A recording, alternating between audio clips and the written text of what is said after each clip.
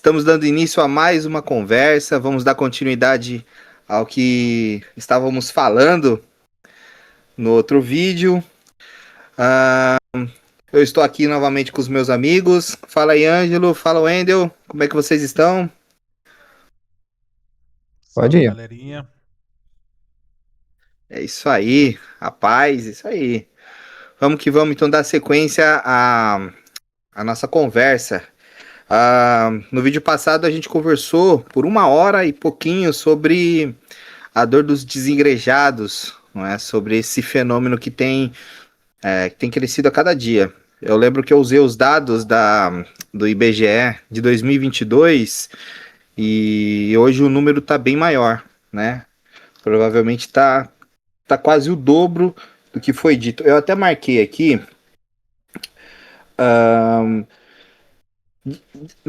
Em 2022 estava registrando 16 milhões de brasileiros que estavam sendo considerados desigrejados ou não estavam frequentando uma igreja. Esse número subiu para 25 milhões de pessoas que se identificam como desigrejados ou não pertencentes a uma igreja. Esse número também é do IBGE. Foi uma pesquisa realizada no finalzinho do ano passado, né, de 47 milhões, antigamente eram 47 milhões o número de pessoas que se identificavam como cristãs, esse número subiu para 65 milhões no Brasil. Interessante esse número, né? Um número bem, bem forte, né? E nós já somos aí 22 milhões de pessoas que se identificam como desigrejados. E nós falamos também na última conversa, ou melhor, a nossa conversa nos levou a uma linha tênue, né? Nós estávamos falando sobre a igreja tóxica, ao mesmo tempo em que a gente também precisa assumir as nossas responsabilidades e olhar também para os dois lados, né? Às vezes o problema não é nem na igreja, ou talvez o problema talvez seja as pessoas e não a igreja em si, não é? Ou a igreja realmente tem tem os seus questionamentos. E aí, como foi dito também na outra conversa, as próximas conversas que nós vamos ter aqui nesse canal, nós vamos tentar encontrar nas cartas que Paulo escreveu aos Coríntios, problemas que aquela igreja tinha e como o apóstolo Paulo aconselhou aquela igreja a resolver os seus problemas. E assim, tentar identificar um pouco os sintomas dessas igrejas tóxicas ou até mesmo problemas que a gente carrega dentro de nós e tentar achar a melhor solução. Porque se tem uma coisa que nós três aqui concordamos, e eu já puxo a conversa aqui, é que apesar do que está acontecendo no cenário brasileiro sobre a igreja, nós entendemos a necessidade de congregar, de termos comunhão e de pertencermos a um corpo. Certo? Podem começar aí. Quem quiser ser o primeiro a falar, vamos puxar daí o assunto. De fato, é uma necessidade, né? Boa tarde aí, bom dia, boa noite, né, para as pessoas que estão nos vendo e ouvindo. A gente, de fato, tem essa necessidade de congregar e, como nós falamos anteriormente, é uma necessidade de compreender a necessidade de fazer um filtro sobre a congregação, né, as ações externas, as ações dos outros e as nossas ações também, né? Fazer uma leitura se a falha não está na pessoa que está vendo a falha dos outros, né, ou a suposta falha, é o famoso sermão do monte, né, aquele que está tentando tirar o cisco do olho do irmão enquanto tem uma trave no seu próprio olho. É o julgamento precipitado que Paulo também vai falar um pouco aí na primeira carta aos Coríntios. Nós devemos ter diligência ao fazer julgamento, não que não haja espaços para uma análise, né? Aqui a gente fala de julgamento, geralmente tende a pesar essa expressão, né? Como se a gente estivesse meramente apontando o erro dos outros. Mas a ideia de analisar o comportamento, de analisar as formas com que a igreja tem se postado diante do mundo, é uma necessidade. Nós precisamos desse filtro constante, né? Como nós abordamos muito semana passada, a igreja é feita por homens, é constituída de homens, e por ser assim, tem muitas falhas, muitos erros, e é necessário que a gente ouça e entenda esses erros, esses defeitos e pontuemos, ó, tá errado aqui, tá errado ali, mas a gente não pode, a partir desses erros, entender que não há necessidade de congregação ou que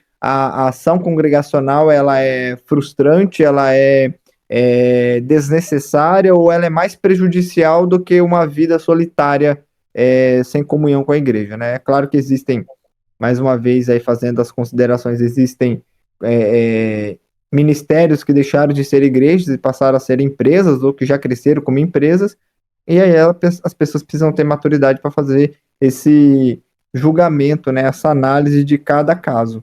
Mas, de uma forma geral, é necessário a congregação, é necessário a comunhão com os irmãos, é necessário para que um lapide o outro, né? De bola. E é bem isso mesmo, né, Ângelo? Porque querendo ou não, a gente tá vendo muitas igrejas também que são tóxicas mesmo, né? Eu acho que perdeu o sentido do significado, inclusive, da palavra igreja mesmo, né? E não só a palavra igreja, mas a gente percebe que nos dizem que a gente vive hoje, muitas coisas têm saído um pouco do rumo, né? Eu acho que isso tem feito a igreja perder o seu real significado, né? Exatamente, né? Concordo com o que o Wendel disse. E também com o avanço dos dias, né? A gente se aproxima do fim cada vez mais. Muitas coisas que a gente pensava que estava longe para acontecer, está acontecendo muito rápido na nossa frente, nos nossos dias. E também a questão da. Você comentou no off-topic sobre filosofia. Essa filosofia que tem surgido nos últimos tempos sobre. Me foge a palavra agora. Sobre a relativização das coisas. Tudo é relativo, a maioria das coisas é relativa, então você acaba perdendo o real significado das coisas. Você relativa o significado daquilo. E quando você relativa o significado daquilo, aquilo se torna um pouco mais fácil de absorver, um pouco mais fácil de criticar.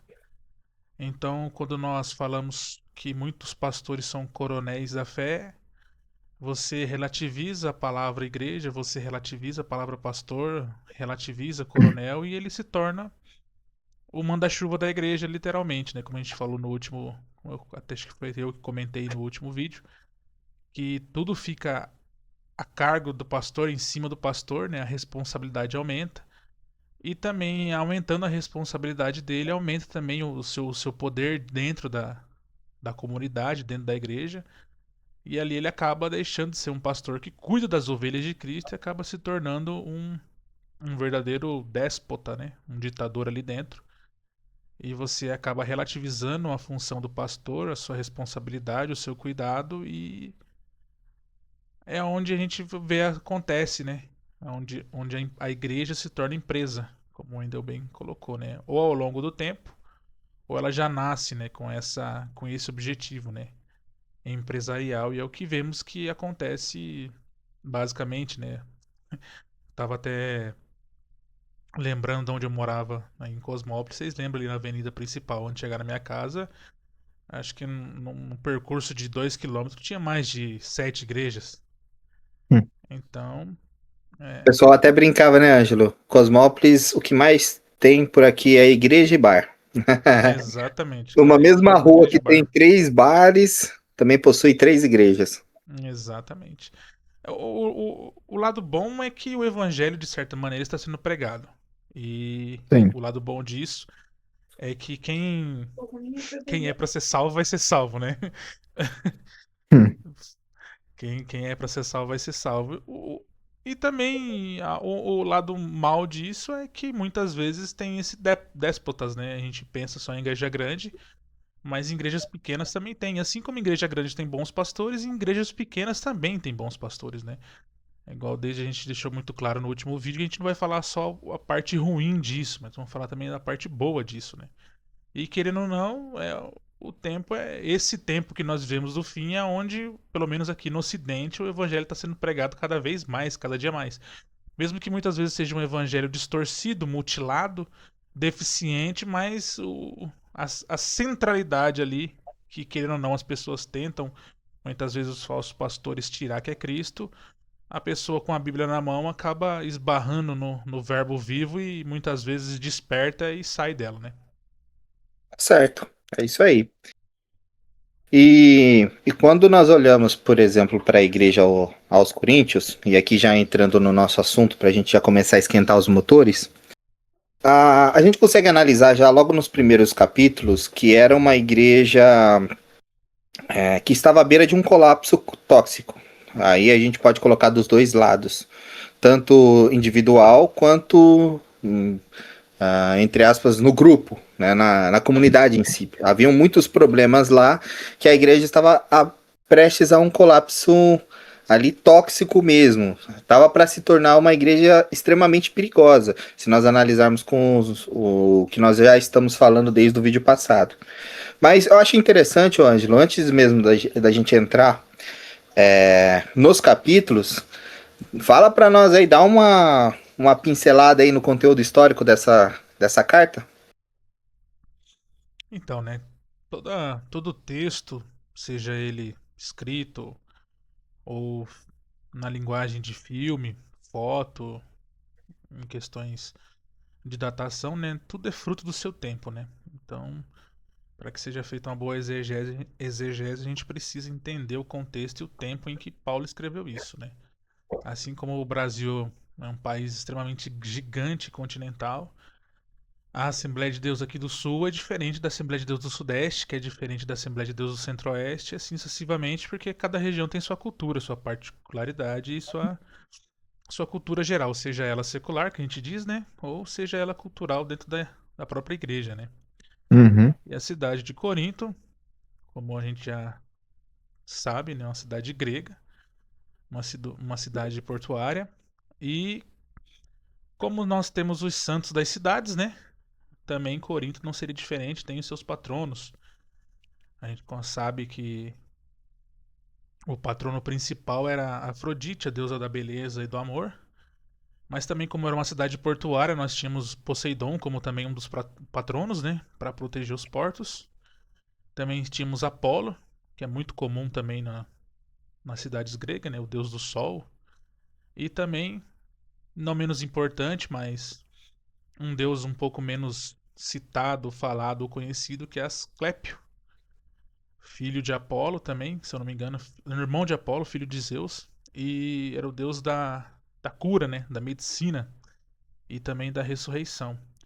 Então, entendendo esses quatro deuses que são os patronos principais da cidade de Corinto, nós entendemos muitos temas que Paulo vai abordar. Porque quando a gente pensa, lê a história de Abraão, dos patriarcas, nós já pensamos em um rabino. Só que Abraão não era rabino, Abraão era fruto do seu tempo, ele era um sumério com suas crenças ali principais. Depois, né, acontece o chamado de Yahvé, mas ele não deixa de ser um sumério, tanto que ele vai pedir para Eliezer buscar a Rebeca lá na Suméria, né?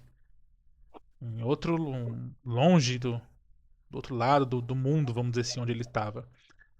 Então, quando nós pensamos nos cristãos do tempo passado, nós fazemos um espelhamento, achamos que era igual nós, né? Que muitas vezes já nasceu no berço evangélico, ou o pai era católico ou de outra religião e se converteu ao cristianismo protestante e pronto, mas não, né? Era uma cidade grega com os seus mitos, com as suas crenças, com os seus valores, que muitas vezes são distorcidos, né? Valores distorcidos, e a gente vai entender através dessa cultura dos seus patronos, porque Paulo vai pregar tanto contra a promiscuidade, ele vai pregar a favor do casamento, ele vai pregar sobre a ressurreição dos mortos, né, lá no capítulo 15, no final da primeira carta, e contra justamente esse deus Asclépio. Paulo também na segunda carta vai falar sobre naufrágios, né, e citando,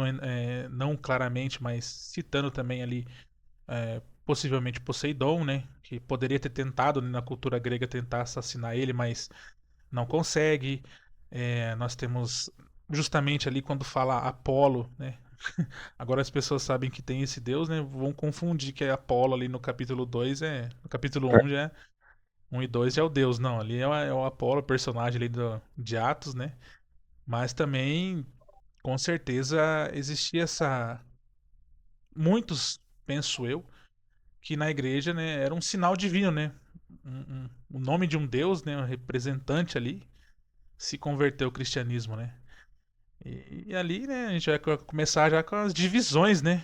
E esse é o contexto, né? O fundo histórico onde Paulo estava inserido.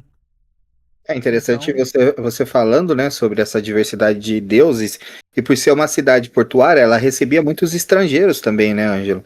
E por ela receber bastante estrangeiro e a cultura grega ter essa visão como se fosse de uma diversidade religiosa, existiam vários deuses, é, lembra muito o nosso Brasilzão. Mas se a gente parar para analisar, lembra muito o nosso Brasilzão. Nosso Brasil também é um país portuário, temos portos, temos uma diversidade absurda de religiões aqui dentro, né? E de certa maneira a gente consegue ver essa semelhança, né? Lógico que se for levar para o lado religioso hoje, talvez naquela época existiam várias outras religiões, né? Mas acho que o Brasil se assemelha muito com isso, né, ô Wendel? A gente tem bastante, se a gente não tem a diversidade de deuses, né, como havia naquela época, mas nós temos uma diversidade muito grande de crenças, né?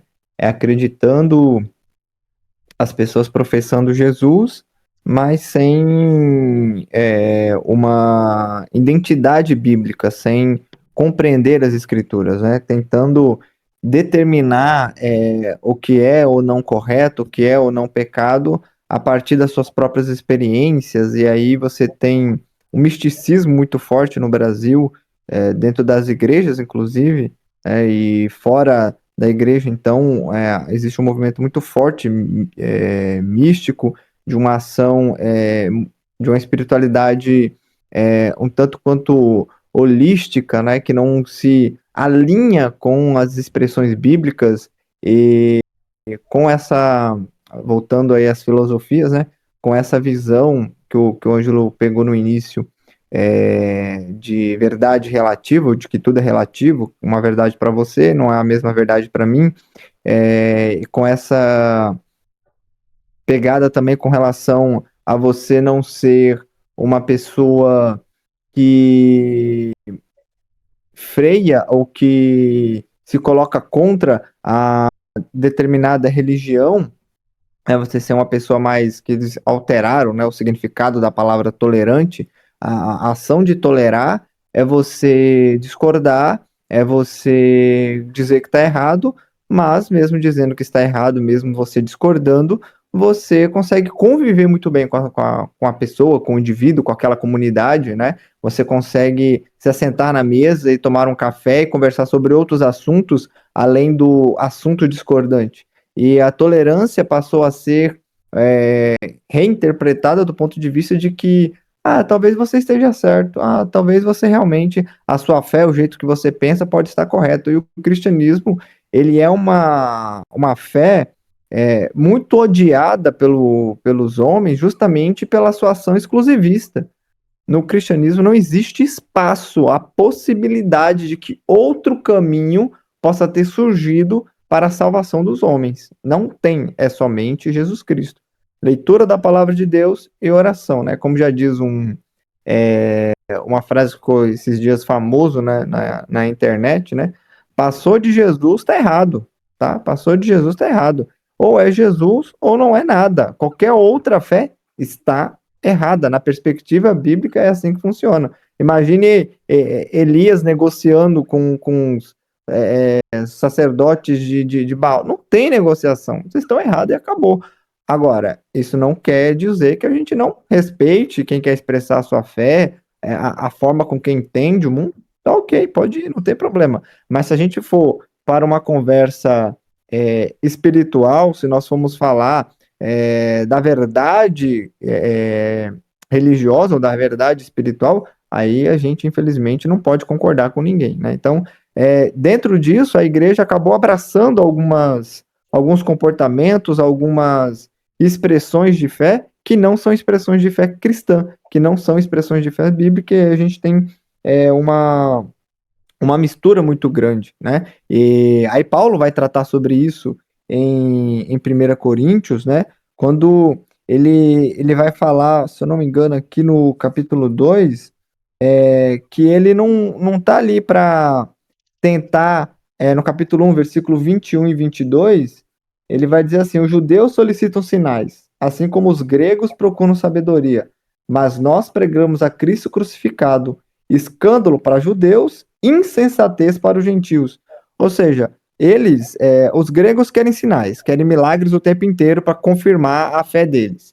Os gregos querem sabedoria, querem uma pregação filosófica muito bem preparada, numa oratória muito bonita, querem que a gente demonstre um conhecimento muito profundo sobre todas as coisas. Mas nós não atendemos os anseios e vontade de ninguém. A gente prega Jesus Cristo crucificado. Aí já entra do ponto de vista do detalhe de que nós não podemos, como igreja, ter uma comunidade, uma igreja que esteja disposta a atender a demanda do público. O público, nada contra específico, tá? Mas estou falando aqui de necessidades que as pessoas acham que são necessárias isso para evangelizar. O pessoal quer fumaça na hora do louvor, na hora... Não, tudo bem, a igreja tem condição de pôr um negócio desse, tá bom. Vamos sacrificar os irmãos, tirar a força ali, o máximo que puder, para colocar um ornamento no culto, porque sem isso as pessoas não vêm para a igreja. Pois então, que não venham. A gente não pode adulterar o sentido bíblico da pregação do evangelho, que é Jesus Cristo e este crucificado. E essa é a pregação do evangelho. Forte isso, hein? Forte isso que o Wendel falou agora. E assim, Wendel, pelo que você falou e analisando aqui, pensando eu com os meus botões, é aquele misto, né? É uma bênção estar num lugar onde temos a liberdade religiosa. É uma bênção para nós cristãos. Porque, biblicamente falando, o cristianismo, naquela época bíblica do Novo Testamento, chegou de uma maneira super radical. Contrária a muitas outras coisas. Embora, como o Ângelo falou, exista várias culturas. Por exemplo, aqui no nosso Brasil, o sotaque aqui de São Paulo é diferente com o sotaque do Sul. As vestimentas, por exemplo, daqui de São Paulo é diferente das vestimentas que tem lá no Rio Grande do Sul, por exemplo. Enfim, se você for, por exemplo, vamos mudar de país, para a África, o jeito africano é diferente, danças, etc e tal. Beleza, tem as suas diferenças culturais, nós entendemos. Só que o evangelho nos traz uma radicalidade tão profunda que faz com que a gente agora fugiu a palavra, que a gente se torne diferente de qualquer outra religião. Não é? E eu acho que era esse o problema também que acontecia naquele lugar. Porque assim, por mais que é uma bênção a liberdade religiosa, a igreja precisa tomar cuidado. Porque há muita influência de fora para dentro. Não é? Tem muita influência. A gente precisa tomar cuidado. O próprio Jesus nos diz que não é o que está fora que contamina, mas é o que está dentro. Beleza, concordamos? É o próprio Jesus que falou. Mas há muitas influências que pode afetar a nossa mentalidade e o jeito que a gente enxerga. Inclusive a própria Bíblia. Né? Que nem se você for lá em Romanos, capítulo 12. O Wendel falou aqui da mensagem do Evangelho. Eu acho que Paulo, na carta aos Romanos, é o lugar onde ele mais trata sobre o Evangelho de uma maneira profunda e radical.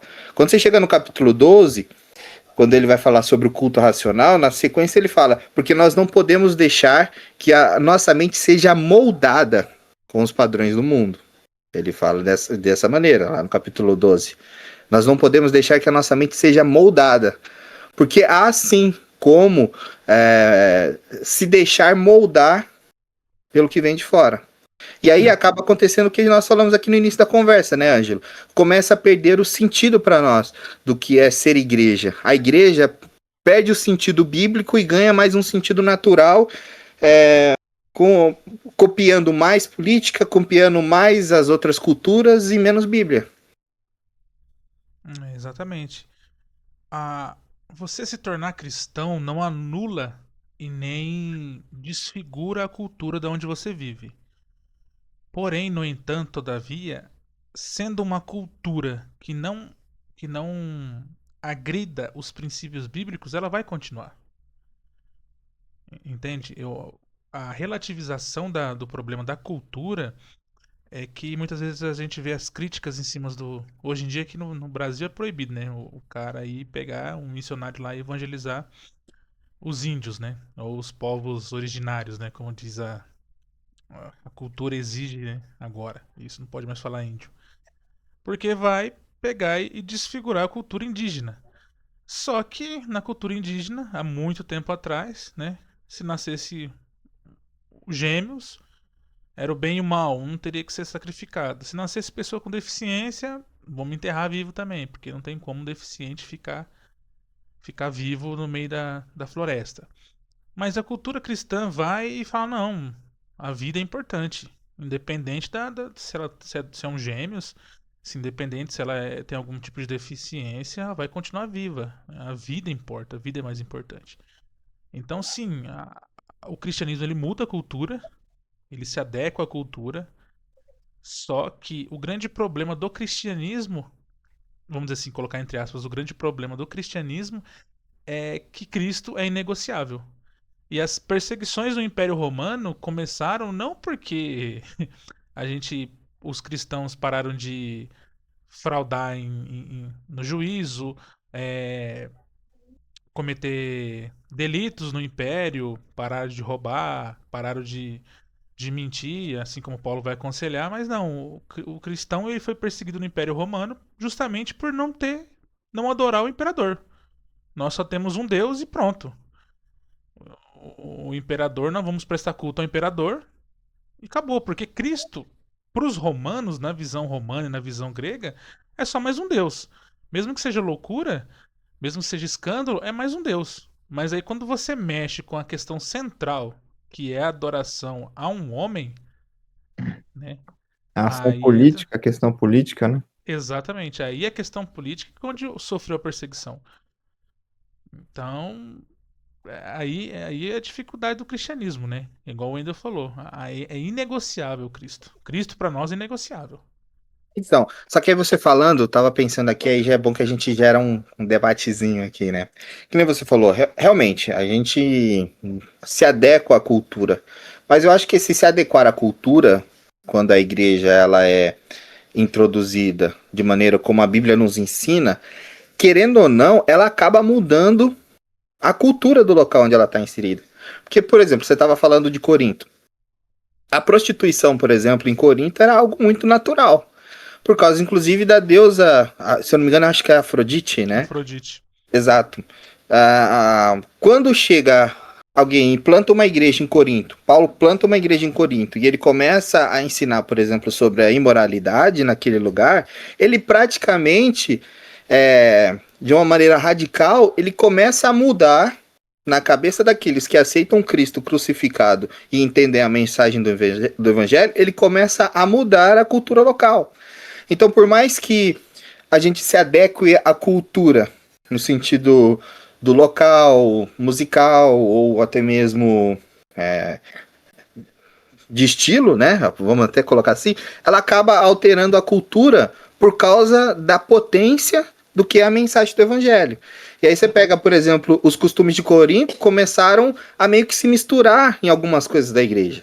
Assim como hoje a gente vê muita coisa meio que no jeitinho brasileiro, né? De misticismos que acaba entrando no culto, acaba entrando dentro da igreja e pertence ao mundo secular, ao invés de ser ao contrário, da igreja estar instalada no local e desmistificar muita coisa que acontece ao seu redor, causando inclusive uma mudança, né, Ângelo? Eu acho que É isso mesmo, é igual eu falei.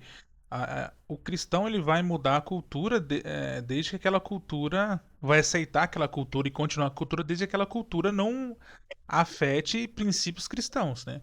Como você muito bem falou, a gente vê na história, tinha as prostitutas ritualísticas, né? A prostituição ali, quando a gente fala prostituição no Novo Testamento, não é a prostituição que nós conhecemos hoje em dia, que a gente vê falar na internet, as do job, né? Hoje em dia a prostituição para nós no mundo moderno aqui no Brasil, as do job é para remuneração, né? Dinheiro. No mundo antigo a gente fala, em Novo Testamento, a prostituição ali é cultual. Uma prostituição cultual do templo. Muitas vezes por isso que o Paulo e os primeiros cristãos vão criticar muito a prostituição porque ela é cultual.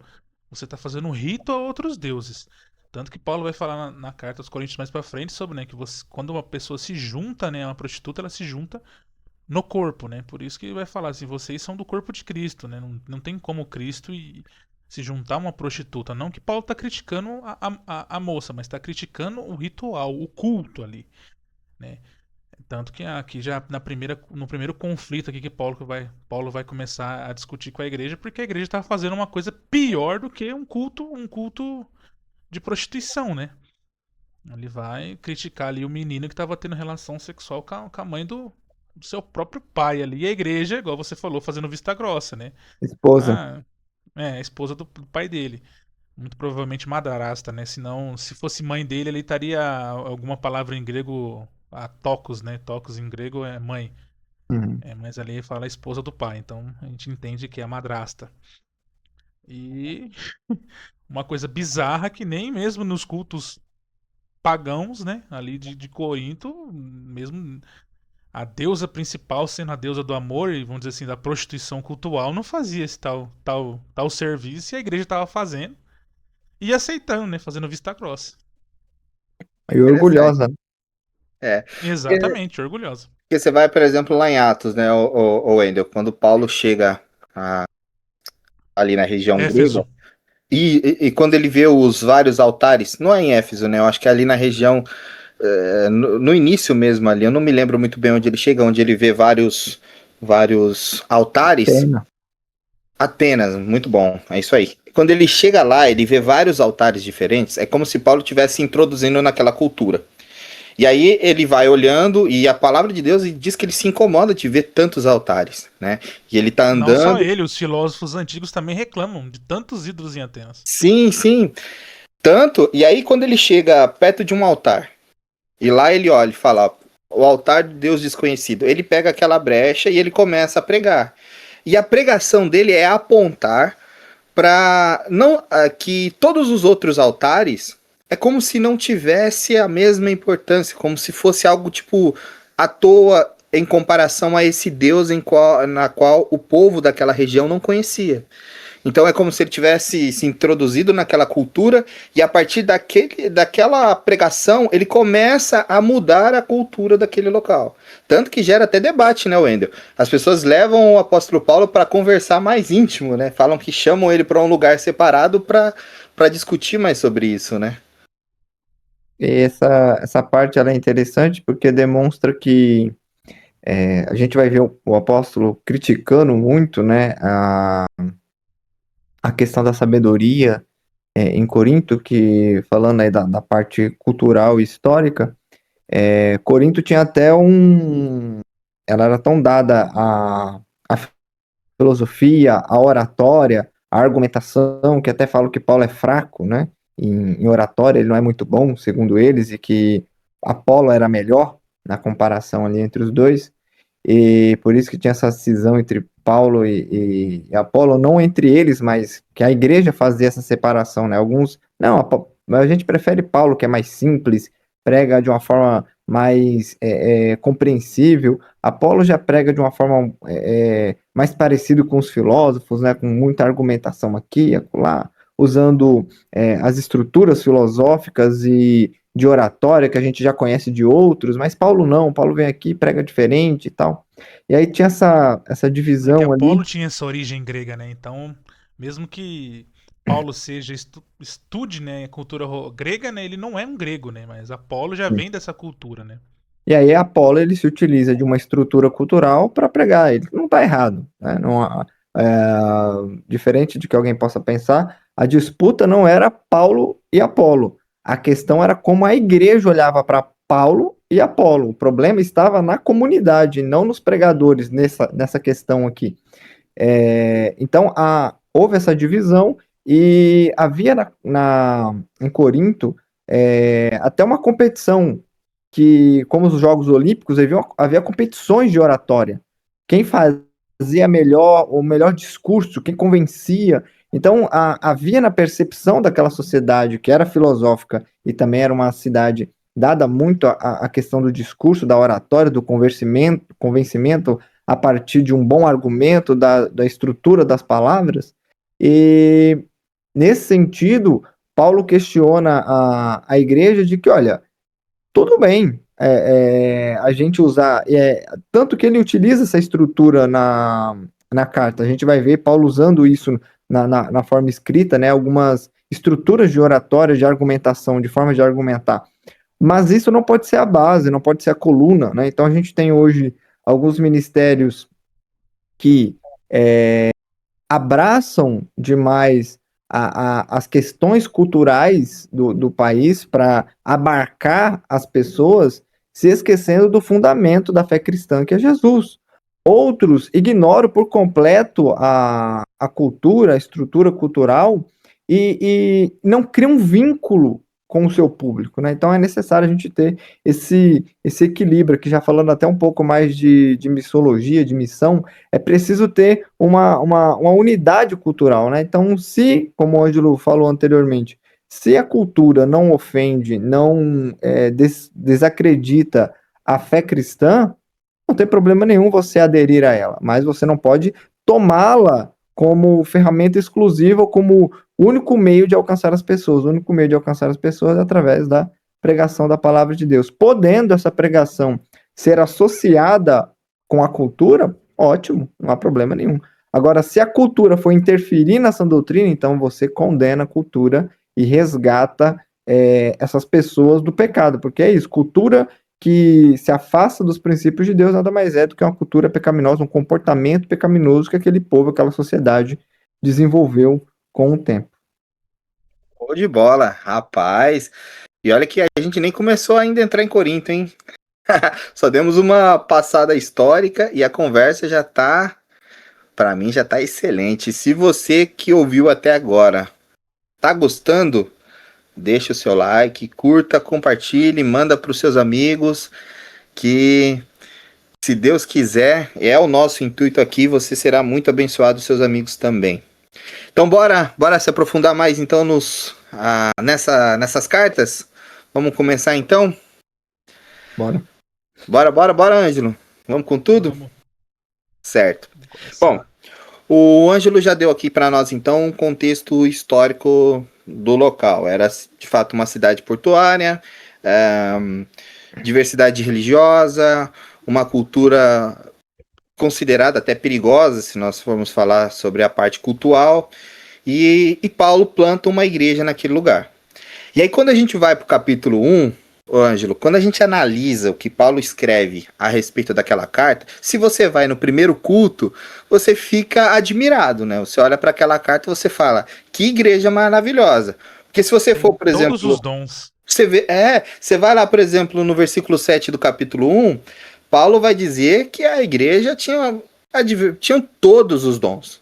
Não é que havia um ou outro, mas todos os dons ali eram manifestados.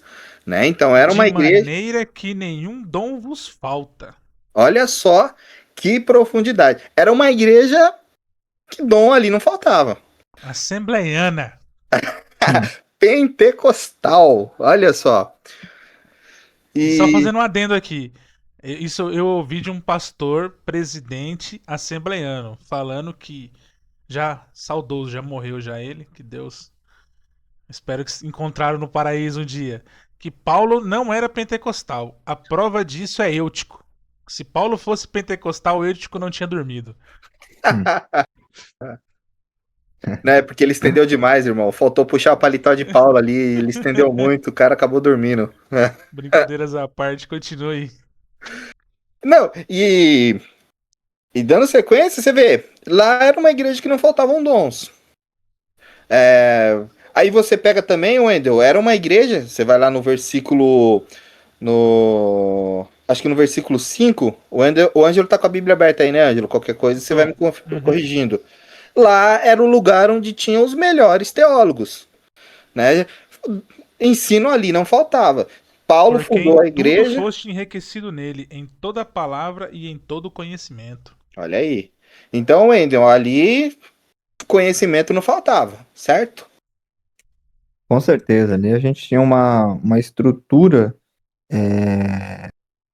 a palavra, geralmente essa palavra as pessoas não gostam muito, mas se aplica aqui a nós, era uma igreja com uma estrutura de liderança invejável, né? Você tinha o apóstolo Paulo ensinando, fazendo ali a parte de iniciar a igreja, né, de trazer a formação daquela igreja, então estruturou, segundo ele, em poder, né, não em palavras de sabedoria humana, mas no poder do Espírito Santo. Então era uma igreja que via milagres, que via sinais, que via prodígios, que via o poder de Deus mudando e transformando a vida das pessoas. Então, o foco de Paulo em Corinto era justamente tentar desvincular a ideia cultural de Corinto de que eles precisavam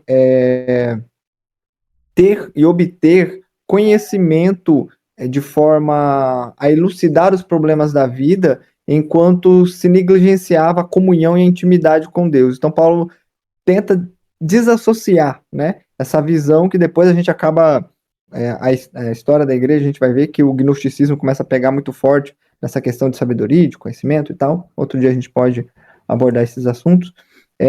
E Paulo demonstra que o evangelho é a verdade através de ações poderosas, né, de feitos grandiosos ali no meio daquela igreja. Então, veio Paulo com poder e ação do Espírito Santo, depois veio Apolo com também munido no poder do Espírito Santo, mas com se utilizando da estrutura cultural para pregar, para ensinar. A igreja ela foi abençoada com uma diversidade de dons muito grande, como o texto bíblico já citado pelo Ângelo. Então era uma igreja pulsante, era uma igreja viva, né? Era uma igreja que tinha muitos sinais, tanto da parte da oratória, de boas pregações, de boas ministrações, quanto da parte de envolvimento de culto, de entrega de dons espirituais, de revelação, de sonhos de línguas estranhas e tal. Mas nenhuma dessas coisas era o suficiente, foi o suficiente para manter aquela igreja coesa, unida, porque faltava a centralidade na pessoa de Jesus, né? Aí Paulo vai, por exemplo, no versículo do capítulo 1, no versículo de número 10, Paulo vai dizer, né? Eu vos rogo, eu vos imploro, irmãos, pelo nome do nosso Senhor Jesus Cristo, que todos falem a mesma coisa e que não haja divisões entre vós, ao contrário, que estejais plenamente unidos na mesma disposição mental e no mesmo parecer, né? Paulo implora para a igreja de Corinto, olha, vocês precisam estar unidos em Jesus. Vocês têm que olhar para Cristo, não é fomentar discórdia, divisões, não, é para Jesus, né? Ele implora ali e demonstrando que a divisão é um pecado muito sério. Depois ele vai falar no capítulo 2 sobre a questão da divisão ali entre os irmãos, entre o capítulo 2 ou o capítulo 3, depois eu vejo aqui o versículo mais corretamente, mas que ele vai falar que a igreja é o corpo de Cristo e que e aqui no capítulo, acho que é o capítulo 3 mesmo, aqui no capítulo 3 é diferente do capítulo 6, que fala da pessoa individual como corpo. Aqui Paulo vai falar do corpo como a igreja, a estrutura, e vocês não podem dividir o corpo de Cristo. O Espírito Santo está em vocês, aquele que destruir este corpo, que é a igreja de Cristo, Deus o destruirá. Então veja a seriedade que nós temos que entender a unidade da igreja. Aqueles que promovem divisões na igreja terão problemas sérios na hora de prestar contas para Deus, né? É um pecado muito grave aí promover divisões. E só finalizando aqui a questão dos dons, a diversificação, né, dos dons aí, essa multiplicidade de dons e a multiplicidade, a capacidade de pregação, de oratória, nenhuma das duas coisas é suficiente para manter um povo obediente e coeso com a vontade de Deus, né? E a igreja de Corinto tinha as duas coisas.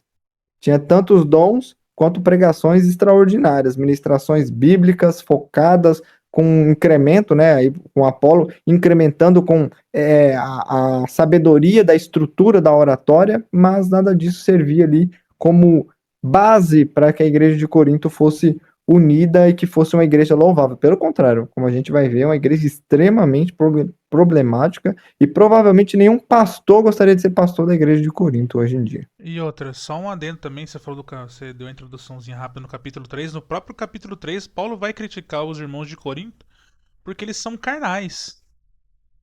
E isso só acontece por conta da carnalidade. Então a gente vê um aspecto De de liderança espiritualidade boa. de um lado, né?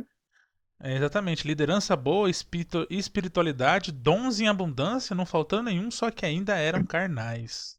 Interessante isso que vocês estão comentando, né? Lógico que nós vamos tratar mais profundo isso, mas voltando para aquele ponto que não faltava dons naquele lugar e não faltava conhecimento, a gente percebe que não é porque há manifestação de dons e não é porque há abundância de conhecimento que a igreja não precisa tomar cuidado para não se tornar um lugar tóxico ou até mesmo perder o seu sentido de igreja, né? Porque assim, os dons espirituais, eles têm um propósito. Todos os dons espirituais, eles têm um propósito. Tirando falar em línguas, como é tratado nas Sagradas Escrituras para a sua autoedificação, todos os dons têm um motivo de edificar o outro. Você vê que até os dons ministeriais, quando a gente olha os dons ministeriais, ele aponta para uma bênção coletiva. É um presente, é algo dado por Deus para a edificação dos santos. Muitos dons e muito conhecimento sem um foco central que as Sagradas Escrituras nos apontam, que nós estamos falando aqui, que é a mensagem do Evangelho e o próprio Cristo crucificado como o centro, como o sumo pastor da igreja, faz com que os dons se tornem algo banal e o conhecimento acaba sendo utilizado de maneira equivocada. E a gente percebe isso, né, nos dias de hoje. Não é falta de conhecimento. Que nem a gente olha às vezes hoje para as igrejas, talvez as menores sim, talvez falte conhecimento, etc. Mas quando você vê os grandes palanques, ou até mesmo essas igrejas que estão envolvidas em esquemas de corrupção, ou que está acontecendo aí, quando você vai olhar a vitrine, o culto online ou o material que é apresentado por elas, você percebe pastores que possuem muito conhecimento, vocês percebem uma igreja em que os dons, pelo menos o que é mostrado na televisão, mostrado na internet, é uma igreja em que os dons estão sendo manifestados, coisa mais linda do mundo, aquela vitrine maravilhosa, só que percebe que isso não está fazendo com que essa igreja ou esse local se torne um ambiente saudável de verdade, mas parece que é mais uma máscara. E aí, quando o apóstolo Paulo traz isso no primeiro capítulo, se você fica no primeiro capítulo, você cria uma máscara sobre a igreja de Corinto. Era uma igreja que tinha dons, era uma igreja que tinha ótimos ensinadores, então, mas uma igreja perfeita. E se você pegar ainda o fato de ser uma cidade portuária, não era uma cidade pobre, gente. Era uma cidade portuária. Provavelmente tinham muitos crentes ali que tinham condições financeiras. Muitos teólogos, por exemplo, se baseiam no texto da ceia, quando Paulo diz que uns têm mais que os outros, para apontar que lá existia até essa distinção de classe social dentro do corpo, como se um tivesse mais que o outro e tá tudo bem, e eles seguiam as suas vidas dessas maneiras. E aí você pega uma igreja que possui condição financeira, dons espirituais e conhecimento, quando você já dá continuidade, que nem vocês citaram aí, já no capítulo 2, Paulo já começa a quebrar isso daí, né? Porque eu até coloquei aqui, né? A gente começa a ver que existia fã-clube na igreja, idolatria a líderes. Pô, então pera, alguma coisa ali estava acontecendo depois da implantação da igreja, depois que ela criou um corpo, alguma coisa começou a acontecer naquele lugar que eles perderam o foco, se afastaram de Jesus. E aí, Ângelo, começou essa questão aí de fã-clube, grupinhos. Ou não aconteceu nada. Ou não aconteceu nada. Ou as pessoas que não mudaram. Porque Paulo dá essa introdução no capítulo 1. O problema central do capítulo 2 é a falta do Cristo crucificado, porque eles deixam a palavra do Cristo crucificado, igual o Wendel falou muito bem, e começa a tentar buscar uma racionalidade na cruz, que a cruz não existe racionalidade na cruz, não é na racional, porque justamente é loucura. Na cruz é uma palavra de loucura, é uma coisa absurda. E o problema do capítulo 3 é a falta de maturidade. Porque nós aí a grande, acho que a grande mensagem, não adianta você ter bons professores, uma boa espiritualidade, mas se você não tiver Cristo, Cristo crucificado, ele é essencial para o crescimento, para a maturidade, que é o que o Paulo vai criticar no capítulo 3. Vocês são bebês ainda. Eu quero conversar de coisas mais elevadas e vocês não têm capacidade, porque vocês ainda ficam com o pensamento carnal. A conclusão que eu tenho do capítulo 1, 2 e 3 é: o pensamento carnal, ele não deixa Cristo desenvolver em você, porque você fica procurando racionalidade onde não tem. Muitas vezes o mundo hoje em dia, com essa questão filosófica, ele busca a resposta em tudo. Só que tem coisas que não tem resposta, a não ser a fé, a crença. Porque Hebreus, que você gosta muito de citar, fala: aquele que se aproxima de Deus é necessário que ele creia que ele exista e é galardoador. E muitas vezes nós buscamos, claro, na cultura grega muito mais, há mais esse tempo aqui, onde não tinha nem 600, 700 anos de Platão e Pitágoras, esse pessoal. Eles queriam buscar, muitas vezes, experimentar o poder de Deus, experimentar a salvação, mas eles queriam buscar uma racionalidade. Buscando racionalidade, deixando Cristo crucificado, você não tem desenvolvimento, que é isso que Paulo vai criticar no início do capítulo 3. Vocês são invejosos, vocês não são carnais, vocês ficam com divisão. Aí é onde começa. Eu sou de Paulo, eu sou de Apolo, eu sou de Cefas. Não, mas nós todos somos de Cristo, vocês são de Cristo e Cristo de Deus.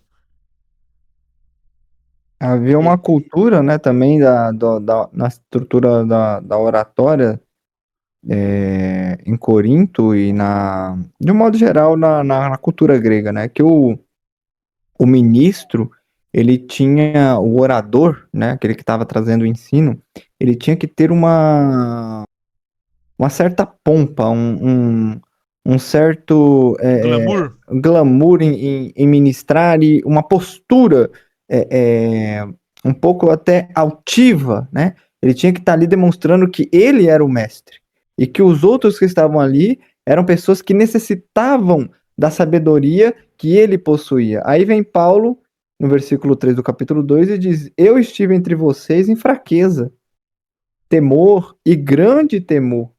A minha palavra, a minha pregação não se fundamentar em palavras persuasivas, de sabedoria humana, mas em uma demonstração do Espírito e de poder. Para quê? Qual era o objetivo de Paulo pregar em fraqueza? Qual era o objetivo de Paulo tremer quando ele subia, vamos colocar como nos dias de hoje, né? Subia ali no púlpito para anunciar a pregação. Por que ele tremia? Por que ele parecia não estar confortável ao ponto de pregar com muita liberdade? Porque ele tinha um objetivo nessa pregação trêmula, nessa pregação, nessa postura, na verdade, não na pregação, né? Mas nessa postura mais fragilizada, nessa postura de temor e temor, para que, versículo 5 do capítulo 2, a sua fé, a fé de vocês, não se sustentasse na sabedoria humana, mas no poder de Deus. O objetivo era claro, era mostrar que não era por meio do orgulho, da prepotência, de uma oratória abarrotada de ironias, de ações... astúcia, né? Astúcia humana, de perplexidade, de uma oratória muito complexa, falando de coisas muito difíceis. Imagine se Paulo fosse falar para ele sobre a doutrina da Trindade, quão complexo é isso, até hoje nós não entendemos direito como isso funciona. E ele tinha profundidade para falar sobre esse tipo de coisa, até porque ele viu coisas no céu, segundo ele mesmo, coisas extraordinárias que ele não poderia nem contar aos homens. E aí, porque ele se apresenta de maneira frágil ao ministrar, ele é questionado, a sua autoridade é questionada, porque a igreja, uma parte dela, estava esperando um orador na mesma frequência, com a mesma identidade dos oradores do mundo, dos oradores que cercavam a região, né? Dos oradores vindos das escolas platônicas, de Sócrates e tal, e não era esse o objetivo de Paulo. O objetivo de Paulo era expressar Jesus Cristo como centro e que a igreja entendesse que Jesus era o centro, e não quem tinha melhor oratória. Vamos comparar a oratória de Paulo hoje aqui no culto, e depois a gente vai lá nos locais destinados ao estudo e vamos ver a oratória do outro. Vamos ver quem é mais convincente. Não era esse o objetivo. O objetivo era pregar a pessoa bendita de Jesus e não uma matéria da escola, uma informação, uma tese. Não, era a pessoa de Jesus. Era falar sobre Jesus Cristo. E aí já começa uma quebra de cultura local, porque Paulo começa a dizer, falando assim, olha, a oratória, o que eu, Apolo, nós estamos ensinando aqui ou falando, o foco nunca, não pode ser para nós, tem que ser para o autor, não é? Nós somos apenas os mensageiros, mas tem algo maior do que nós que realmente dá o crescimento. Já é uma quebra de cultura, porque naquela região os oradores, os grandes mestres, atraíam discípulos para si mesmos. Então, quanto maior fosse o seu público, maior era a importância que aquele cara tinha. Então, ele atraía o foco para si.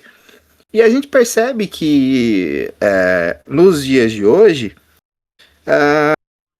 eu não sei se eu posso dizer que tem acontecido muito, mas pelo menos é o que parece, é que as pessoas têm criado público para si mesmos. O foco é na pessoa, na idolatria da pessoa, ou como se ela fosse o foco, né, o Ângelo? E o foco deixou de ser Cristo para ser a pessoa em si. Né? É como diz aquela velha história, né? O problema não é a política, o problema não é a política, o problema é a politicagem. Vocês já ouviram falar sobre isso? O problema em si não é a política ou o político, o problema é a politicagem, porque faz da política para beneficiar a si mesmo.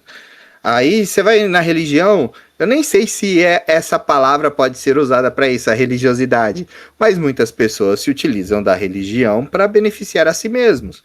E isso acaba manchando a imagem da liderança e talvez até de maneira inconsciente, querendo se beneficiar, ele acaba atraindo discípulos para si mesmo e perde o foco que é o próprio Cristo. Em vez de levar a pessoa para o sumo pastor, ele puxa para si a responsabilidade que era para ser de Jesus.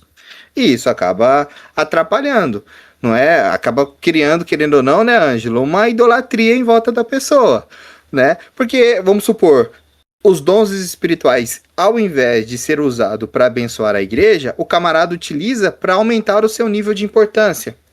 A sua inteligência ou a sua teologia, ao invés de abençoar a sua comunidade, trazer crescimento e o apontamento necessário para Cristo, ele acaba utilizando de todo o seu conhecimento para trazer um rebanho para si mesmo, né, Ângelo? Isso é verdade. Uma coisa que eu até comentei, acho que foi ontem à noite. Foi ontem à noite com a Cassiane, que quanto mais eu estudo e me aproximo mais do Evangelho, eu percebo que a função primordial do Evangelho é o compartilhamento. Você tem que compartilhar a vida, não só o pão de cada dia, mas a vida. A sua vida deve ser compartilhada com o seu próximo. A vida. E quando você ajunta para si esses discípulos, que na verdade você deveria apontar para Cristo e aponta para si mesmo, é um problema. E um problema grave. E a gente não tem nenhuma palavra de Apolo, mas tenho certeza que Apolo vai concordar com Paulo aqui, quando fala, ó, vocês estão brigando aí, eu sou de um, eu sou de outro, mas todo mundo é de Cristo, cara. A importância que eu tenho, eu posso ter uma recompensa um pouco diferente que Apolo, porque eu plantei, Apolo regou, mas quem deu o crescimento é Cristo. Uma frase que é comum a gente ver nas igrejas, e eu acho uma frase totalmente errada, eu ganhei tantas almas para Jesus. Você não ganhou nada, cara. Você não ganhou absolutamente nada. Você só compartilhou aquilo que é sua obrigação compartilhar, que é a obrigação de todo cristão. Quem chama é o Espírito Santo. Quem convence o homem do pecado, da justiça e do juízo é ele. E, e essa questão que você falou de chamar essa responsabilidade para si é onde nascem os falsos profetas. A gente pode perceber hoje, vamos dizer assim, um bem paspalhão, bem pastelão aqui do Brasil, o Henri Cristo. O Henri, querendo ou não, ele é vamos dizer assim, é um pastor, né? Vamos colocar essa palavra, pastor. Mas a função dele era apontar para Cristo. E o que ele faz? Ele aponta para si mesmo. Não, eu sou Cristo. Né? Eu sou Cristo. E a gente vê isso, não relativizando, mas aprofundando a palavra de idolatria, que a gente já usou um pouco no vídeo passado, idolatria e também adultério. A idolatria, pelos cristãos protestantes brasileiros, é só adoração de imagem, mas não.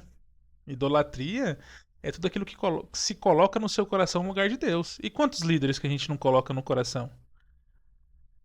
Né? Se falar, pode falar qualquer um, mas se falar do pastor fulano, não, o pastor fulano é Deus no céu e ele na terra. Se o pastor falar que pau é pedra, pau é pedra. E o problema, teoricamente, não tá em quem fala isso. Porque quem fala isso, a pessoa ela não tá convertida. O problema é quem é o fulano que ela tá falando. Se ele não repreender e falar, não, não é, eu não, olha pra Cristo, eu não sou nada não. Igual Pedro faz, com certeza, nas cartas de Pedro, Pedro não vai tratar sobre esse assunto que Paulo vai falar, mas Pedro deixa muito claro, falar. E não, Paulo também fala, ó, sede meus imitadores, mas como eu sou de Cristo.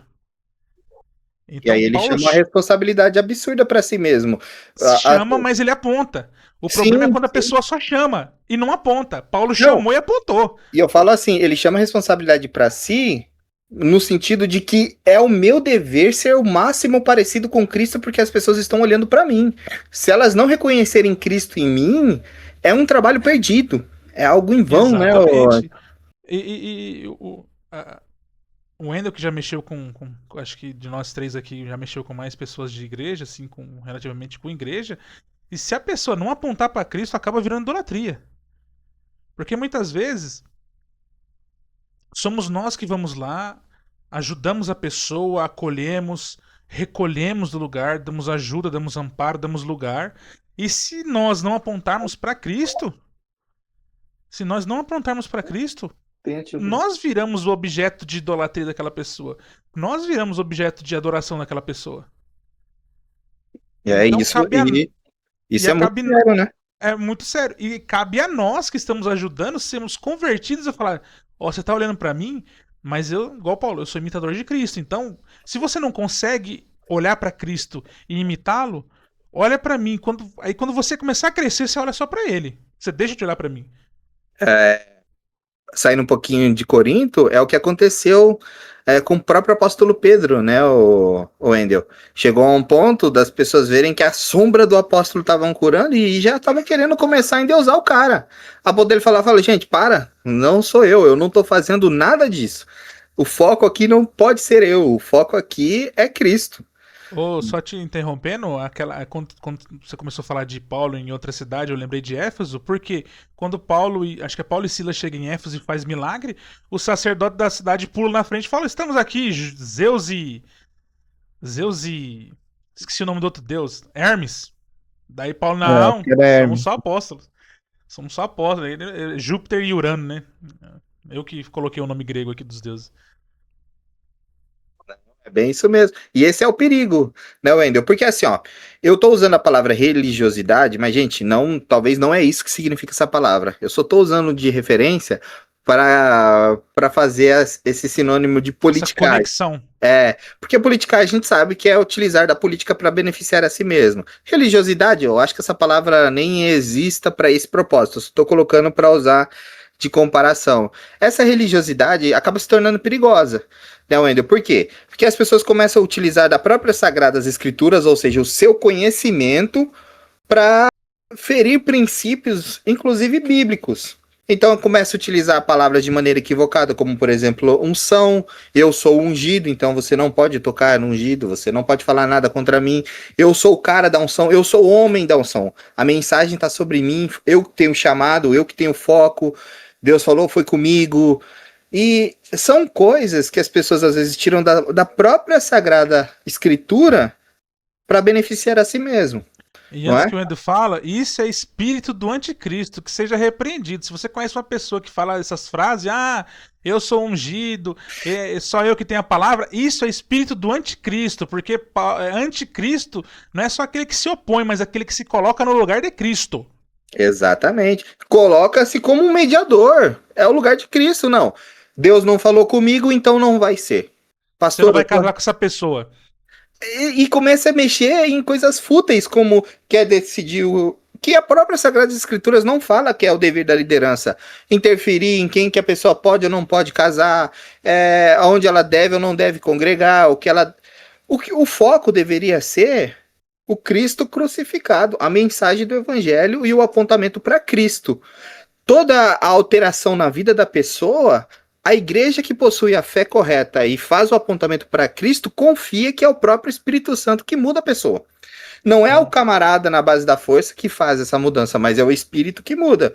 Mas aí, Wendel, entra esse problema, né? Porque a gente cria essa religiosidade, entre aspas, para beneficiar a liderança, o líder. Então ele acaba assumindo para si a responsabilidade que é do próprio Cristo. Fala, Wendel, que você é o nosso palestrinha, você é o que tá mesmo falando hoje. Pô, eu tô tentando puxar aqui pro Wendel. Vai. Foi mal, Wendel, desculpa, perdão. Imagina, eu tô aqui pra ouvir. Oxi, tem essa de perdão, não. Veja só, pegando toda essa questão, né, de culto à personalidade, né, de culto a pessoas, a gente pega o versículo 21 do capítulo 3, Paulo fala assim, portanto, ninguém se glorie nos homens. Ninguém se glorie nos homens. De maneira nenhuma vocês coloquem a esperança de vocês nos homens. E aqui ele vai falar, ele se inclui, ele, o Paulo, o Apolo, Pedro. Não coloque a sua confiança e a sua glória nos homens. Aí, no capítulo 1, no último versículo, se não me engano, versículo 31, Paulo cita o versículo, né, de Jeremias 9:24, que diz assim, mas quem se gloriar, glorie-se nisto, em me conhecer e saber que eu sou o Senhor, e que faço misericórdia, juízo e justiça na terra, porque é dessas coisas que me agrado, diz o Senhor. Se é para nós nos gloriarmos, gloriamo-nos em conhecer o Deus verdadeiro, o único Deus, o Deus que salva, que liberta, que Deus... A nossa esperança não está nos homens, por melhor que eles sejam. A gente fala de cisão, geralmente a gente pensa, né, de divisão, a gente pensa no micro. Então a gente pensa na comunidade do bairro, naquela igreja da cidade X, da cidade Y. Aí até pontuando a questão do IBGE ali, né, o gráfico do IBGE ele não é muito preciso porque essas igrejas de bairro eles não contam como igrejas institucionais, né? As igrejas são a Assembleia, a Presbiteriana, a Batista, são igrejas mais tradicionais. Mas a igreja lá que se chama o Louvor ao Coração de Deus, essa daí não é contada como igreja. Então, se a pessoa congrega nesse lugar, já é um desigrejado na contabilidade do IBGE. Não está dentro da instituição, nas instituições mais renomadas. Aí, para nós, é importante entender que os homens são dados à igreja. Os grandes sábios, os grandes cantores, os grandes teólogos, homens que nós admiramos, e eu acho que não há problema em haver a admiração, né? Esses grandes homens são dados para a igreja. Eles não são pessoas ao qual nós devemos nos gloriar nele. Aí Paulo vai dizer que vocês não se gloriem nos homens, no verso 21 ainda, porque tudo é de vocês. Seja Paulo, versículo 22, seja Apolo, seja Cefas, que é o apóstolo Pedro, seja o mundo, seja a vida, seja a morte, sejam as coisas presentes, sejam as futuras, tudo é de vocês. Tudo é de vocês. Então, não há motivo para você se gloriar em homens, porque eles foram chamados, e os dons, né, como o Léo pontuou anteriormente, os dons que eles têm e que causa destaque, né, pessoas com grande oratória, pessoas com poderes de curas e maravilhas, sinais de maravilhas, tudo isso que existe foi formado por Deus para o benefício de vocês, para o bem de vocês. E aí Paulo não inclui só os ministros, mas ele vai além, seja a vida é para vocês viver, horas, né? Seja a morte agora ela não é mais um ponto negativo para a igreja de Cristo, pelo contrário, agora ela rompe a nossa escravidão na carne e nos entrega de volta a Deus para vivermos em espírito plenamente com Ele, seja todas as coisas presentes, seja o presente, seja o futuro, as coisas que Deus vai fazer acontecer, que virão acontecer, tudo é nosso. Mas aí é engraçado que Paulo, ele faz parecer que nós devemos nos orgulhar, porque, opa, então tudo é nosso, tudo é meu, tudo me pertence. Então, vamos fazer o que eu bem entender, é o versículo 23. E vocês pertencem a Cristo. Tudo é de vocês, menos vocês. Vocês não se pertencem. Vocês não são donos de si mesmos. Vocês não são a autoridade sobre a própria vida. Não tem, é porque eu quero fazer, porque é o meu gosto, então eu vou fazer, vou viver a vida. Não. O dono, aquele a quem vocês pertencem, é Cristo. Todas as coisas são para vocês, menos a si próprios, menos vocês. Vocês são para Deus. Aí vocês têm que se posturar de acordo com a vontade de Deus. Então, quando a gente entende que os pregadores, os cantores, os grandes teólogos, os grandes homens de Deus, que assim nós entendemos por grandes, nada mais são do que instrumentos na mão de Deus para a edificação da sua igreja. São pessoas que pertencem a Jesus e que Jesus, que é dono deles, usa eles para nos abençoar, para nos corrigir, nos admoestar, nos consolar, nos confortar, criar louvores que a gente consegue expressar nossa adoração. Às vezes, quantos louvores nós cantamos, né? E aqui eu estou falando de louvor, não de música gospel, mas louvores que expressam aquilo que a gente está sentindo com relação a Deus, que se fosse para a gente compor, não tinha capacidade de fazê-lo. Mas Deus usou outro que tem essa capacidade, Deus o capacitou para que a gente tenha ferramentas para adorá-lo. Assim como fazer alguma interpretação de um texto mais complicado, a gente talvez não tenha capacidade para isso, mas Deus levantou outros que têm essa capacidade, que fizeram isso por nós, e a gente pode recorrer a essas pessoas para entender. Então, tudo isso é para a glória de Deus e para o benefício da sua santa igreja. Então, não há motivo para se gloriar se a sua igreja tem tela, se a sua igreja não tem tela, se a sua igreja tem parede preta, se tem parede branca, se a sua igreja na Copa do Mundo pinta as paredes de verde e amarelo, nada disso serve para ninguém se gloriar de nada.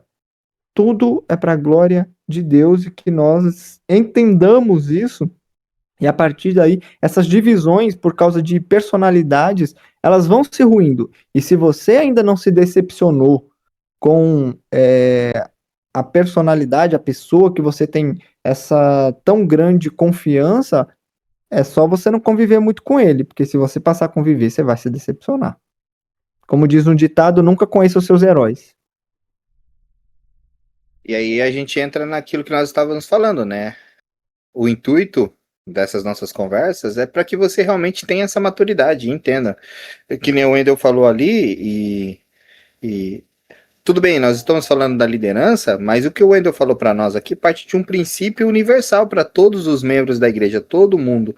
Você precisa entender que o seu propósito, o propósito de toda a igreja, que é o propósito universal de toda a igreja, é glorificar a Deus. Esse é o nosso dever, essa é a nossa missão.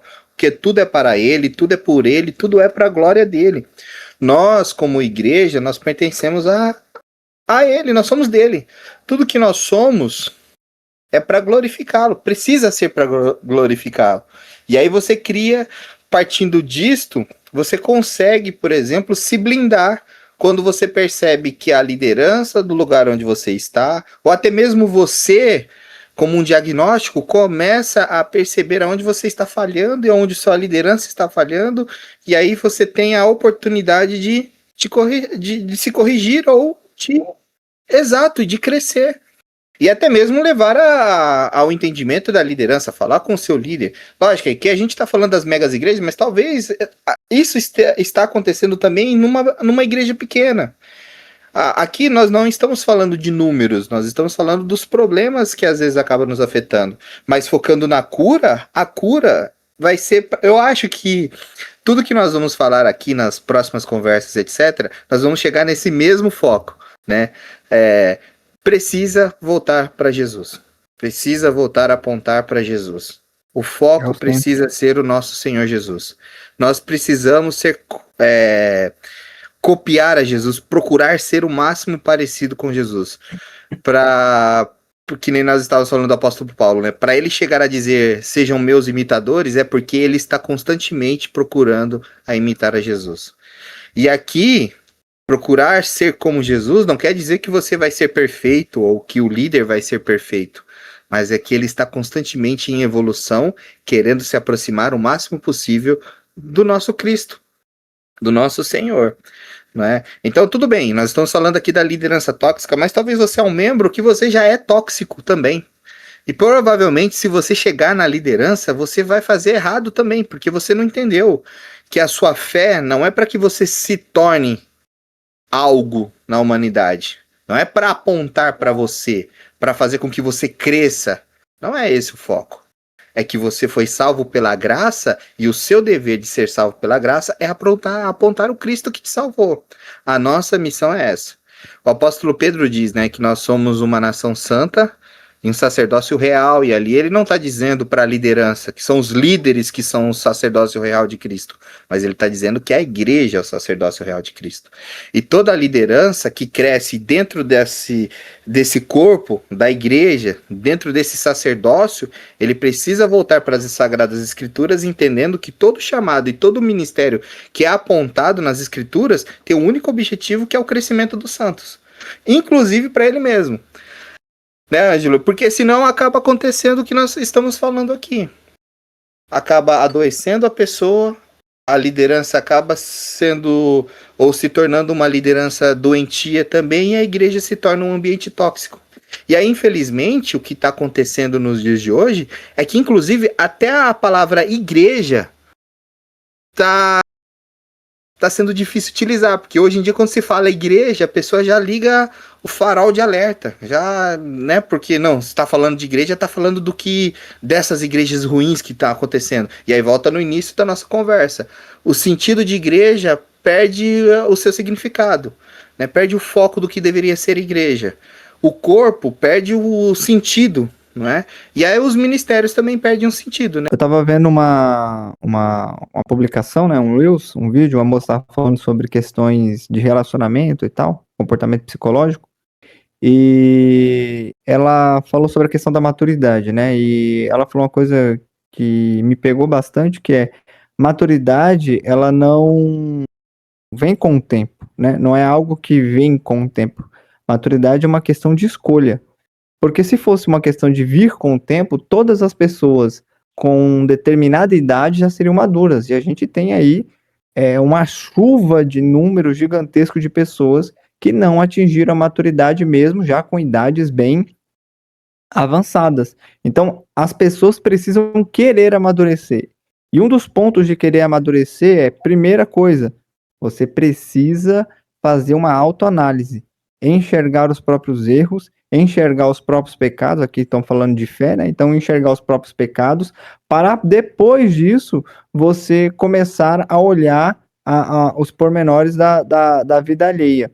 Então, assim, a maturidade, ela exige de você um comprometimento de análise própria, de se olhar no espelho e falar, isso aqui eu estou errado, isso aqui eu preciso melhorar, isso aqui eu preciso amadurecer. Então, o amadurecimento que a gente tanto fala aqui, que é necessário que as pessoas tenham, ele não vai vir com 2, 4, 5 anos, 10 anos de igreja, que tem gente que se você perguntar para ele quanto tempo de igreja ele vai falar que ele é novo convertido, mas com 10 anos de igreja, porque não se decidiu amadurecer na fé, decidiu-se ficar no mesmo lugar. Eu creio em Jesus, canto um louvor, aprende um novo louvor que saiu agora, que a igreja está cantando, e assim vai indo, e assim vai indo. Aí aparece como você bem falou, um líder ali, fala alguma coisinha, isso aqui é interessante, nossa, que coisa incrível, coisa que já foi refutado há séculos, que um pouquinho de leitura de texto bíblico já responderia aquela questão, né? Então, assim, é necessário que as pessoas queiram amadurecer. E boa parte das pessoas que se afastaram da igreja hoje são pessoas que vieram de igrejas neopentecostais, muitos da teologia da prosperidade, né? E aí eu peço respeitosamente que essas pessoas façam uma autoanálise. Quando você se converteu nessas igrejas, que você encontrou Jesus, e glória a Deus por isso, você não tinha a intenção de se relacionar com Jesus para acelerar o seu processo de crescimento financeiro, e aí você ficou ouvindo a determinada pessoa falar que era só ofertar tanto, dizimar tanto, fazer o propósito tal, da campanha tal, que as coisas iam se resolver maravilhosamente? Será que também não faltou ali o fino trato com as escrituras, fala, peraí, vamos ver se esse camarada tá falando é verdade? Ou será que você se encantou tão fácil, porque você queria tanto esse resultado, que falou, se esse é o caminho, é fácil, só pegar um empréstimo ali, vender não sei o que ali, como eu já ouvi de pessoas que saíram de casa, venderam casas, venderam carros, não, porque Deus vai dar 10 vezes, 100 vezes mais. Preciso resolver aquela questão e esse dinheiro aqui que vai para a oferta vai resolver. Então, assim, as pessoas muitas vezes são iludidas pelas próprias paixões, pelas próprias más intenções do coração ou pela infantilidade de não olhar para as escrituras e realmente falar, vamos ver se o que a Bíblia diz é realmente condizente com o que o pregador está falando, se é isso mesmo que Deus quer, né? Então, essa é um pouquinho da bolha que você congregou e muito provavelmente, assim, todas as igrejas do Brasil não são ruins. Tem muita igreja sã, tem muita igreja saudável, muito pastor bom, né? Talvez você congregou numa péssima igreja.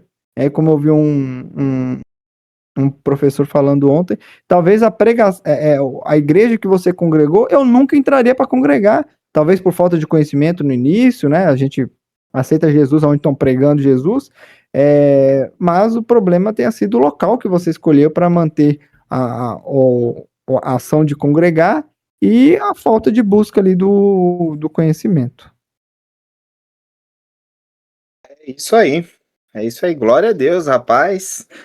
Hoje o assunto foi bom, hein? Rendeu, hein? E tudo isso que nós conversamos aqui foi baseado na carta que Paulo escreveu aos Coríntios. Nós tratamos aqui e conversamos basicamente sobre o capítulo 1 ao capítulo 4. Então, eu quero aconselhar vocês a lerem as cartas que Paulo escreveu aos Coríntios, leiam, analisem esses 4 primeiros capítulos. Se teve alguma coisa que você leu e você percebeu que está diferente do que foi dito aqui, deixa nos comentários, participe, compartilhe também com as pessoas esse vídeo. E é isso, o intuito nosso é abençoar a vida de vocês. E tudo que foi dito aqui é para que vocês possam identificar, tanto em você mesmo quanto na liderança, problemas que precisam ser corrigidos. O nosso intuito aqui não é fazer de você um novo desigrejado. Não é esse. A gente não quer aumentar aqui a pesquisa, né, Wendel Ângelo? A gente não quer fazer a pesquisa aumentar o número de desigrejados. É fazer com que você se autoavalie, avalie a sua liderança e se torne cada vez mais bíblico. Que você possa ser cada vez mais parecido com Jesus. Esse é o nosso foco aqui. Vocês me permitem fazer o merchan aqui rapidinho?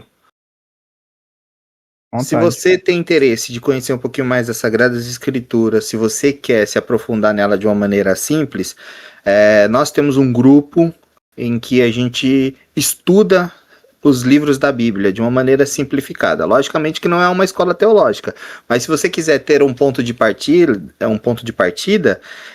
eu te convido a fazer parte da Partilha dos Crias. Nós vamos colocar aqui na descrição o link. Isso, clique lá, entre no nosso grupo de WhatsApp, participe das nossas lives semanais. Eu tenho certeza que você vai ser enriquecido também com as Sagradas Escrituras. Amém? É isso aí. E é isso, gente. Considerações, Wendel? Oi, eu acho que dentro dessa questão da liderança, né, a única consideração aí que eu poderia fazer agora é pedir para os irmãos, né, vigiarem com relação a quem eles vão escolher para estar liderando aí e também não serem demasiadamente críticos aos seus líderes, né?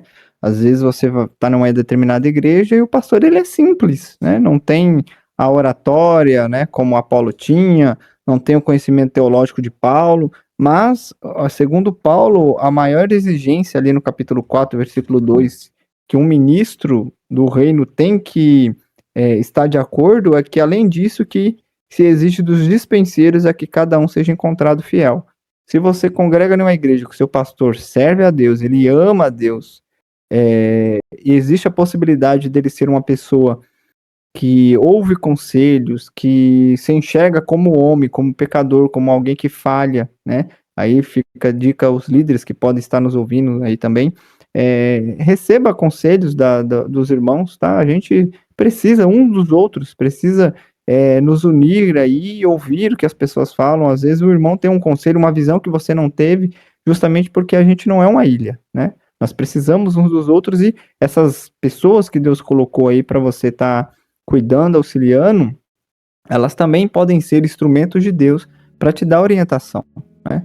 Então, que os irmãos tenham cuidado, os membros, né, vamos chamar assim, tenham cuidado ao tratar com seus líderes, tratem de forma muito respeitosa, claro, sempre, e analisem se os seus líderes são homens de fato fiéis a Deus, não no discurso, tá? Mas na vida. A vida condiz com as escrituras, o que você ouve falar dele na cidade, condiz. Então, congregue, ame a Deus e o amado líder ouça os seus membros também, tá? Jesus que é o perfeito, nós não.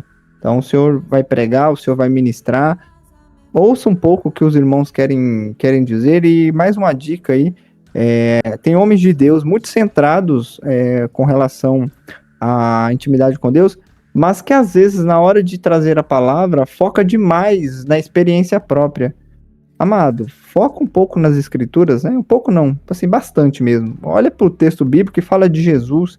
Ah, porque eu tive uma experiência. Amém. Glória a Deus pela experiência. A experiência serve para ser citada ali em 2, 3 minutos de uma pregação de 1 hora. A pregação é a exposição da palavra de Deus. Que a sua vida seja um testemunho vivo, mas não que o seu testemunho seja a única pregação que você tenha todos os dias. Entendeu? Fica chato, fica incômodo. As pessoas já ficam esperando, já sabem o que você vai dizer. Então, assim, estuda a palavra, medita na palavra, compra livro, faz anotação, né, meu amado líder? Em nome de Jesus, dá um jeito de crescer nesse quesito aí de trazer informações para sua igreja, tá? Wendel, e pegando o que você falou, né? Talvez Deus te levou para essa igreja simples para que você ajude o seu pastor, para que vocês dois Amém. cresçam juntos. Ou, pastor, talvez essa ovelhinha que você julga opiniosa demais, estuda demais, talvez Deus mandou ela para lá, para tua igreja, para fazer você crescer também. Então, pega a dica Amém. aí. É isso aí, gente. Então, assim a gente finaliza mais uma conversa. Um forte abraço. Mais uma vez, curta, compartilhe e até a próxima em nome de Jesus.